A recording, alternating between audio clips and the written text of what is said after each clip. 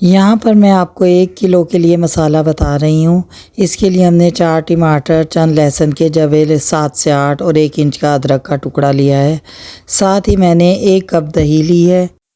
3 अदद दरमियाने साइज़ की प्याज को ऑयल में ब्राउन होने के लिए रख दिया है। साथ साथ इसे चलाते रहें ताकि ये इवनली गोल्डन ब्राउन हो जाए।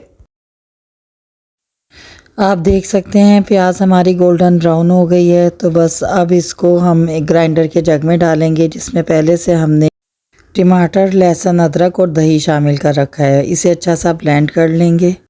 बस ये हमारी मास्टर ग्रेवी तैयार है। जैसा कि आप देख रहे हैं कि मैंने एक बर्तन में ऑयल लेकर इसको ग्रेवी को इसमें डालकर देगची में भूनने के लिए रख दिया। इसी तरह आप इसके पोर्शंस बना के रख दें छोटे छोटे डब्बों में फ्रीज़र में, और जब आपको ज़रूरत हो एक पोर्शन निकालें और उसको इसी तरह देगची में ऑयल में डालकर इस्तेमाल कर लें। सिर्फ आप इसमें मसाले मिलाएंगी, अच्छा सा भूनेंगी, ये एक दानेदार सा मसाला तैयार हो जाएगा। मसाले आप अपनी मर्ज़ी के मुताबिक जो चाहे इसमें मिलाकर भून लें। और फिर गोश्त या सब्ज़ी भूनने के बाद, या अगर चाहें तो दाल भी, जो भुनी हुई दाल बनाते हैं या मसालेदार कलेजी, भूनने के बाद या ऐसे ही छोड़ दें या फिर इसमें शोरबा कर लें।